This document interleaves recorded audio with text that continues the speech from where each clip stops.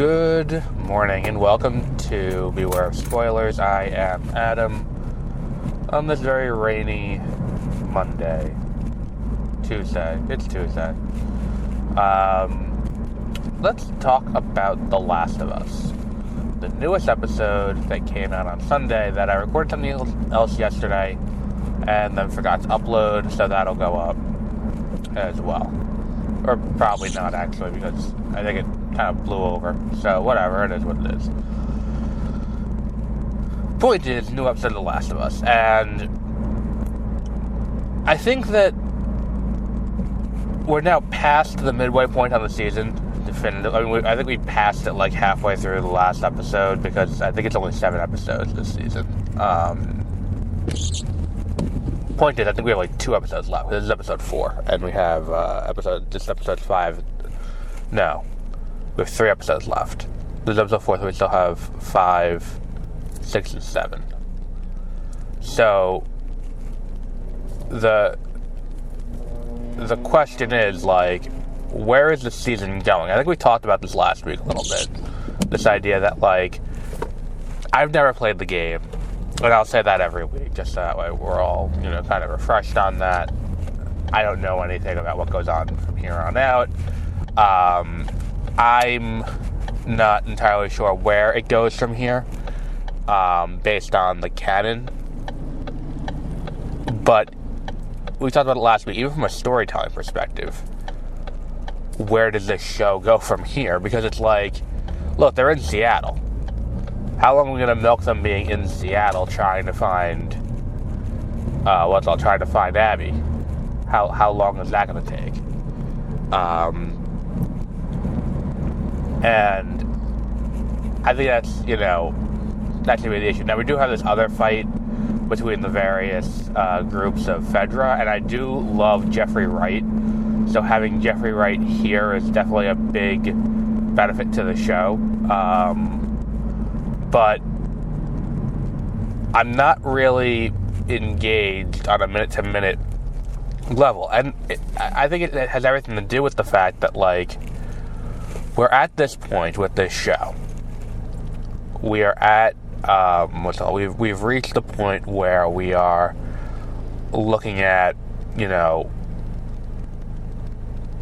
they've gotten to Seattle. And now they're just moving through Seattle. It's like, season 1, I think, it's like every time they have a new episode, everywhere they go, there's something new happening. And there's new characters they're encountering. And there's new things there. There's a new story everywhere they go. And I like that. This season doesn't quite have that.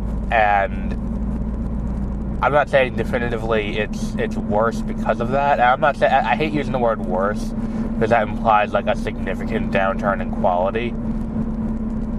But it's just like, it's just not as engaging. I like the relationship between Abby and Dina. Or Dinah. Dina. It's not Dinah. Not like the Black Canary. And I think that it's all kind of a little bit interesting, but it's just not minute to minute interesting where I'm like engaged fully.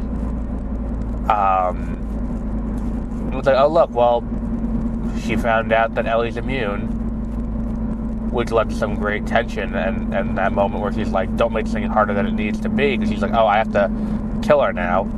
Like that whole moment is great. And that whole thing is great. But outside of this relationship, I don't have anything that I'm really committed to on this show. And I think part of it might be, I don't know if the game expands on it more. This idea of, this idea where it's like, looking at the relationship between Fedra and the various Fedra groups. Like, I don't know what Fedra is. I don't remember what Fedra is. Maybe they said something about it in the first season. I don't know what they are or what their motives are. Is that are they like a government organization? Like, do the Fireflies tie into that? And then you have the Wolves, and then you have this other, like, blood cult, and it's just, like, there are so many things going on with, like, these various sects of Fedra, and I'm like, should I care about any of this?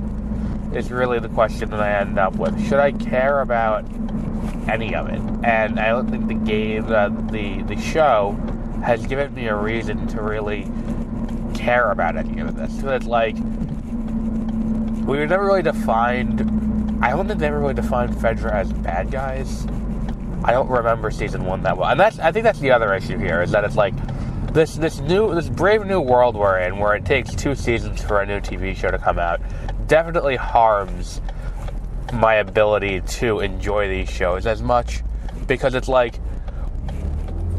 if this show had come out sooner after season 1, and season 1 was fresher in my head, maybe I would have understood more, because, like, I don't remember from the finale even what the plan was. Like, what were they trying to do? Like, who was it that wanted? I guess it had to have been Fedra, if it was not Ellie, Abby's dad who got shot. I guess it had to have been, but what's the game plan? Like, I don't remember any of that. And for this season to be so baked in, and I think the issue is, it's not like the game came out between seasons 1 and 2. The game came out, and then they started making the show knowing they were going to be adapting part 2 at some point as well. It just leaves you in this weird place where it's like, I don't remember this from season 1. Like, and maybe it is just in season 1 they treated it as like nuancy world building, and it's like, okay, well, that's why I don't remember it, because it's just like, it's little world building details that I'm like, oh, that's interesting that there are all these groups out there in the wasteland trying to figure out what to do next. But like, in the Fallout show, I only watched 2 episodes of it, not because I didn't like it, I really liked it, but I got sidetracked and forgot to finish it. I can still tell you, and having not played Fallout, I can tell you some of the sects that are out there in the wasteland, like the Brotherhood of Steel. I remember that, and I can distinctly tell you they are out there and they are conflicting with these other people. I don't, and again, I watched that over a year ago. I watched 2 episodes of it. I watched the entirety of The Last of Us weekly, and we talked about it on this show. And I can't tell you what these groups are, what their significance is, and all of that. So, in a world where season 1 is self-contained, that's fine, because season 1 doesn't need that information. That information seems to be absolutely imperative to understand season 2.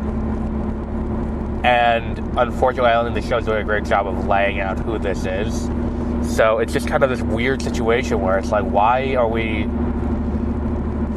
Like, what is going on? Like, is Seattle just in this constant state of, like, civil war?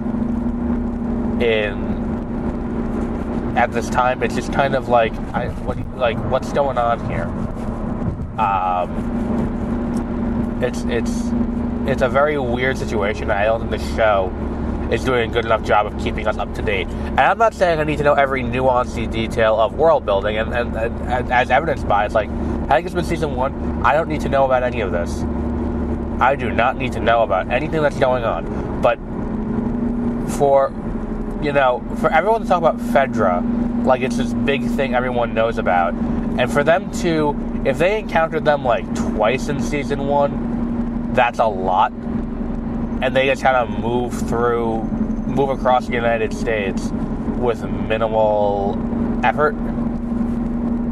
Like, they encounter issues, don't get me wrong, everywhere they go, but for them to do that, like, it's just kind of a bizarre, like, it's a bizarre thing that they didn't have more of a presence in season 1. Especially when everyone's like, oh yeah, that's Fedra. Fedra is, is controls this area. And it's like, but what are they?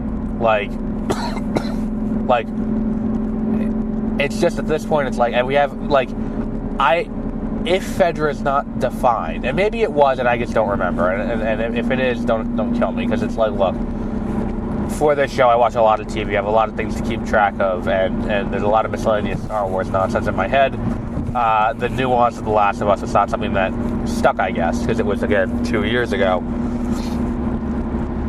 Yeah, because it was January 2023, and it's like, so you mean to tell me that, we're going to just remember that. And look, again, like I said, had there not been a 2-year time gap between seasons, maybe this would have been less of an issue. Maybe I'd remember it more. Maybe in the game it was more clearly laid out and it was more defined, because the game is like 20 hours. The TV show is 9 episodes, an hour each was 9 hours. You still cut like half. Like, maybe that is the case. And it's just like, I feel like that's kind of what's losing me this season. And it's unfortunate, because it's like, it's harder to keep my attention if I'm already behind. And that's what my issue is. I'm going to continue to tune in, because maybe they'll explain it more in the last few episodes, and I do love me some Jeffrey Wright. I watched all of What If because Jeffrey Wright was in it, so I'll sit through this. But, yeah, this is just questionable. Questionable, to say the least. But we'll wrap up there for today. Tonight we will have Doctor Who with a new episode, and then we'll put that up to today. Tomorrow on Exploring Hyperspace Age, we will be talking about the new episodes of... Tomorrow on Exploring Hyperspace Age, we'll be talking about Tales of the Underworld, because I'll watch that while I'm at work today. And then, because I totally forgot about that. And then Thursday, we will have Andor Season 2, the third mod of episodes. And then we will be wrapping up there for this week. So, we'll wrap up there for today, and until our next episode, have a great rest of your week.